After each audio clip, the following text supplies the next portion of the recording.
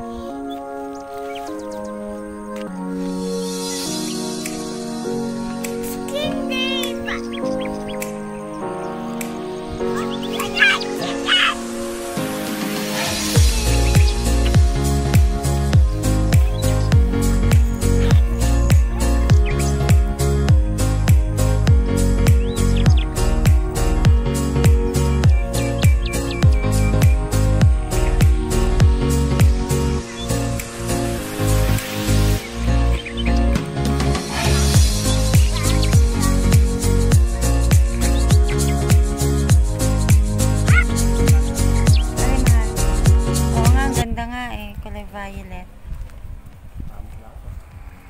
Guys, good morning. Today is, ano na ba ngayon din? December 5. Ayan. Nandito kami ngayon sa farm kasi binisita namin yung aming farm. Pero, ayan, yung sa pineapple field. Ayun. Pero, pupunta muna kami banda doon. Doon. Oh, sige, mamaya. Sige, gusto nyo kasi daddy pakita namin sa inyo yung ano, pinya namin. Kukuha kasi kami doon banda ng papaya kasi tayo ay magtitinola tanghalian natin, pero maglalagay kasi muna tayo ng pampabunga ng pinya. Pero papakita ko sa inyo yung may tsura na nung pinya na nilagyan namin nung pampabunga. Ito na siya. Ayan, yung ating pineapple field. Ganito ang itsura niya.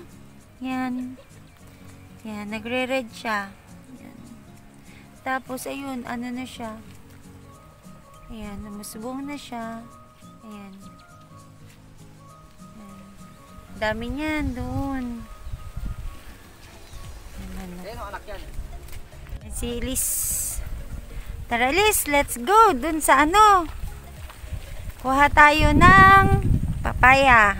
Kaya pala makatatakot dito eh. Oo, kayang-kaya. Kaso pag sa akin, sasayad na yata ako dito. Pag gumanyan, lumusong. Yan. May magagandang ano doon oh. Magaganda doon tayo mga espalto. Hala.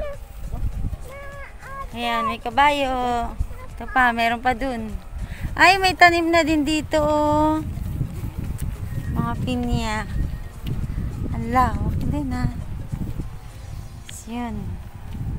Malalaki na pala ito tayo. Ito, okay na din dito. Hindi na rin pala ito ano, malalaki na rin. Pinagkagamasang ko yan ito mga lupit. Yan, tara, lakad-lakad tayo. Yun, may kabayo. Kulay puti. Ang sarap dito sa Tagaytay, sobrang mahangin. Sobrang lamig. Ay, hala, grabe. Papakita ko sa inyo. Nakita mo din, de? Yung papaya. Yung papaya. Grabe, kawawa. Papakita ko sa inyo. Kita nyo yun, yung po sige close up natin. Tarat. Ayan o, natanggal yung dahon. Dahil yan kayo bagyong Ulysses. Ayan, punta natin ang malapitan. Pakita ko sa inyo yung ano, pineapple field na pinag-harvestan na. Ayan. Ito siya, tingnan nyo to. Ayan. Musbong na siya ulit. So, yung musbong na yan, yan yung panibagong papalakihin. Ayan o. Ayan. Tsaka to. Ayan. Ito ano to eh. Meron to. Ayan o. Ayan.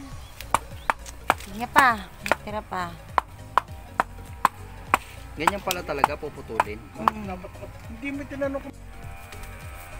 Bakit doon? Nakadaw ako. Hello mga doggies. Nambaba tayo dito. Kukuha tayo ng papaya. Magtitinola tayo. Medyo pababa, daddy. Dito tayo. Pasok tayo dito.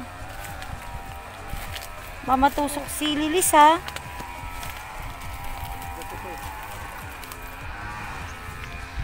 Matari pa. Sabi mo, 600. Ay, 6 yun yan. Tapos, Ay, uwi bait niya na niya, ako na oh. nababayad doon. Ang bait niya, oh. Hello, sabi niya. Ay, very good. Galing bait ni Ate Lilis, ha? Ay, dumali ka na naman. Naakit ka nga, oh. Pero, Di ka pa nakakaakyat. Oh, ito ka naka-video. Ay, kuha tayo pa tinola, isa, oh. ano yung pera? Lapag mo lang dyan, sabit mo dyan. Ano pera? Kaya mo, makiat? Tignan ka natin, eh. Makiat ng pudo. Ang taba ng papaya, no? Kaya? Huh?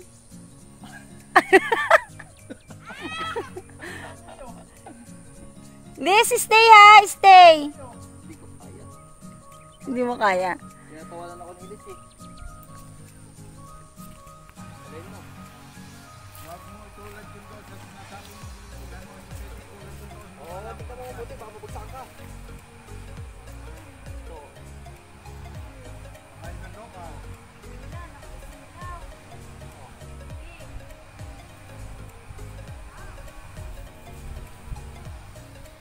Punta ka nga at bibili ka ng wala ka ng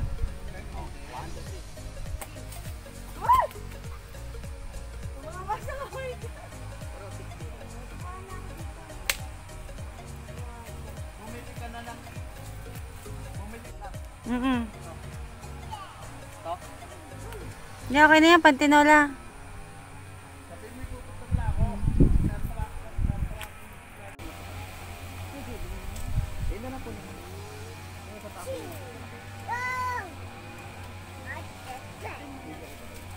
Kunin mo na binili. Tay, ito po ba? Tay, ito daw. Tay, ito po ba? Yung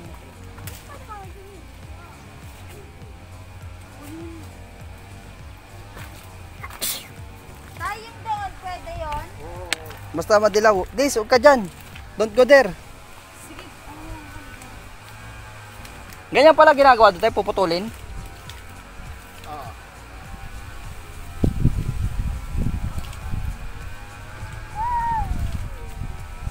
Yan. Ha? Sige. Bulok na. O may butas. Pwede na yan, kain natin maya. Pwede natin.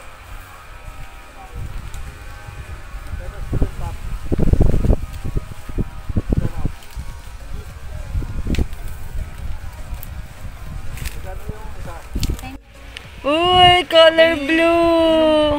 bakit mas mahal pa yung Mayra? Tara.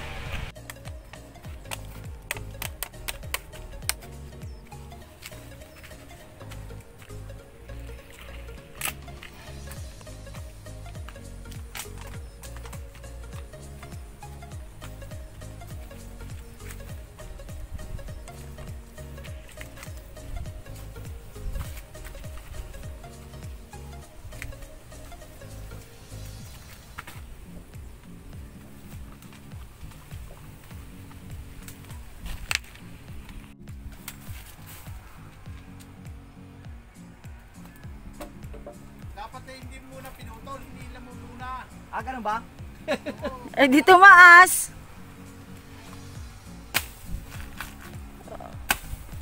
Baka madamay mo yung isa.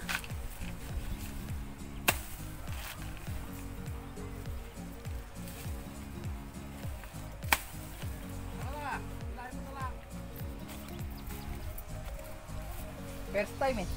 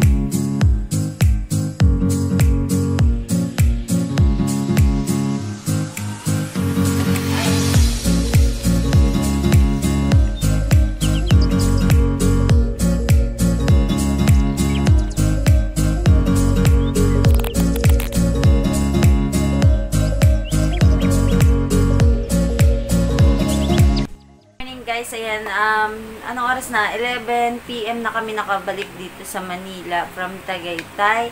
And one day lang kami doon. Talagang ang naging sadya lang namin doon is ayusin yung farm kasi maglalagay kami. May mga ilang kasi puno ng pineapple, yung hindi siya nagkaroon ng hindi nagkaroon ng bunga. So, kapag balik namin doon, try ko ulit mag-vlog kung paano natin malalaman na magkakabunga siya at hindi siya magkakabunga. During the process kasi ng pagtatanim namin, sobrang dami kong natutunan doon. Actually, hindi lang ako, pati si JR, ang dami naming natutunan kung paano mag-alaga, magtanim, magpalaki ng pineapple. So, kailangan naming habulin, kaya kami pumunta doon, kailangan naming habulin yung pagpapabunga niya. Kasi, para makuha namin yung target na makapag-harvest kami ng March. So far, babalik pala kami ulit doon kasi para naman sa mag-spray naman kami ng pampataba, tsaka syempre, tamis ng pinyayan. So, medyo kasi nakakalimutan ko. So, guys, today is, ayan may araw, nagre-reflect pala sa aking camera. Hindi ko napansin. Ayan, tayo ay mag-i-skincare. Tuloy-tuloy tayo today. Last day ng vlog natin. Tapos, back to, naman tayo, mga skincare na naman tayo. At marami ako sa inyo gusto talagang i-share. So, for today's, mag-skincare muna tayo. Ang gamit ko, itong si Perfect Skin Whitening Toner. Ayan. Ito yung maintenance. Tapos, maglalagay lang ako today ng sunblock. So, ayan yung partner natin today. Pero, kapag gumagamit ako nito, hindi ako dyan satisfied. Naglalagay pa ako ng Belot tinted sunscreen. So, yun yung idadagdag ko. So, okay guys, mag-apply lang muna ako. Tapos, maya-maya magluluto ako ng aking breakfast. Yan, magluto tayo ng isang breakfast. Ito, to? Native egg daw. Isa lang. Unahan na natin yung mga kamatis bago pa siya masira. So, piliin na natin yung malapit na. Ayan. Mahilig kasi ako sa ginisang kamatis. Ayan. So, gagawin natin bago pa yan masira. Kasi nag-iiba na yung kulay niya. Ayan Medyo yan, nagaganyan na. Kaya kailangan na natin. Tapos, dahil mahalan sibuyas, white onion tayo. Ayan, ganyan lang. Tapos, bawang. Paubos na yung bawang ko. Ayan. So, luto lang ako. Start na tayong mag-gisa. Hindi na ako gumamit ng white onion. Red onion na lang. Kasi parang gusto ko yung aroma ng red onion. Typical na pag-isa lang naman. Next, lagay na natin ang ating kamatis.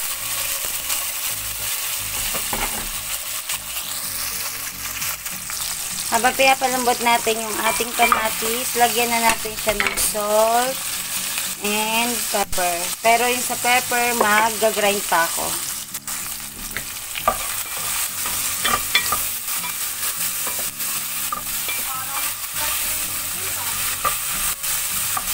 Anong event? Asan? Ano yan? Shrine fuel 98%. Tingnan mo yung oras. Nagpa-fuel kasi sa sarili eh. Kapag nagano yun, ito yung mangyayari, may boss fight. Kahagabi niya pa to yan iniisip, yung sa games niya.